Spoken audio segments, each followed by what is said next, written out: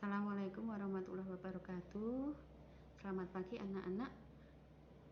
Bagaimana kabarnya? Masih semangat untuk belajar? Kali ini bersama dengan Bu Eli. Bu Eli akan menjelaskan tentang pengelompokan produk. Produk sendiri itu dapat diartikan sebagai segala sesuatu yang ditawarkan ke pasar untuk mendapatkan perhatian, dibeli, digunakan, dan yang dapat memuaskan keinginan atau kebutuhan konsumen. Sedangkan produk berdasar wujudnya itu dibagi menjadi dua macam. Adalah yang pertama barang dan jasa. Barang itu adalah produk yang bisa dilihat secara fisik, ada fisiknya, sehingga dapat dilihat, disentuh, dirasakan, dipegang, disimpan, ditransfer, dan dirawat. Sedangkan jasa itu adalah aktivitas, manfaat, dan kepuasan yang ditawarkan oleh penjual, dikonsumsi oleh pihak lain. Misalkan bengkel, salon kecantikan, hotel, dan lain sebagainya. Pengelompokan barang berdasarkan kepuasan segera dan kesejahteraannya itu dapat dibagi menjadi 4 macam. Yang pertama ada solitary product, yaitu produk yang bermanfaat. Kemudian yang kedua ada deficient product atau barang yang kurang sempurna. Yang ketiga ada pricing product, barang yang sifatnya menyenangkan. Dan yang keempat ada desirable product, yaitu produk yang sangat diperlukan. Solitary product itu adalah barang-barang yang mempunyai daya tarik yang sangat rendah, tapi dapat memberikan manfaat yang sangat tinggi kepada konsumen dalam jangka panjang. Contohnya misalkan deterjen. Sedangkan deficient product itu adalah barang-barang yang tidak mempunyai daya tarik tinggi, tapi masih memberikan manfaat kepada konsumen. Contohnya obat-obatan.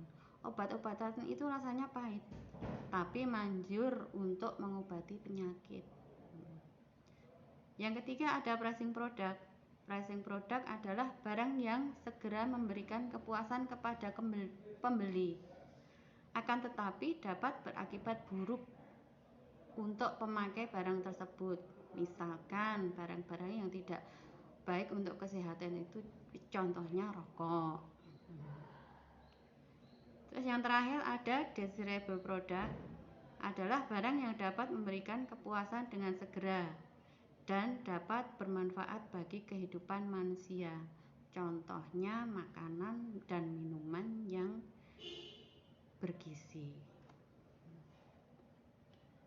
Kemudian selain pengelompokan barang berdasar kepuasan segera dan kesejahteraannya tadi, ada juga barang konsumen. Barang konsumen itu adalah barang yang dimanfaatkan oleh konsumen atau oleh pengguna barang.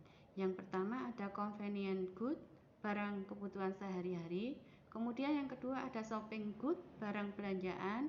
Yang ketiga ada specialty good, barang khusus. Yang terakhir yang keempat yaitu unsought good atau barang yang tidak dicari. Convenient good itu dibagi menjadi 3 macam. Yang pertama ada barang pokok, kedua ada barang impulsif, yang ketiga ada barang darurat. Barang pokok itu adalah barang yang dibeli secara tetap, misalkan beras. Sedangkan barang impulsif itu barang yang dibeli tanpa perencanaan, misalkan permen, coklat. Dan biasanya kalau di supermarket itu barang impulsif diletakkan dekat dengan kasir. Sedangkan barang darurat itu adalah barang yang dibeli atas dorongan, atas kebutuhan. Misalkan kalau musim hujan itu kita butuh payung atau mantol untuk yang naik motor.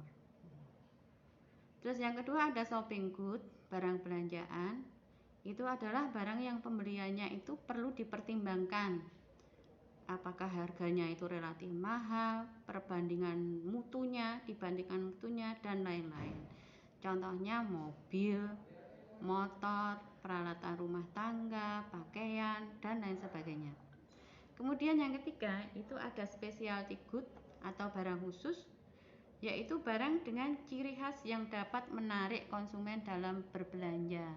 Misalkan mobil itu tidak hanya sekedar mobil tapi mobil mewah. Kemudian ada juga perhiasan yang mewah.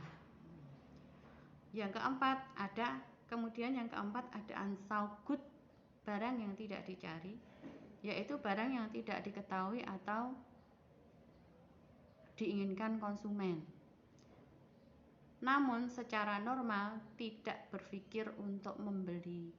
Contohnya asuransi jiwa, kemudian ada batu nisan, kemudian ada kain kafan. Itu tidak diinginkan oleh konsumen, tapi diperlukan pada saat-saat tertentu. Selain barang konsumen, yang terakhir ada barang industri.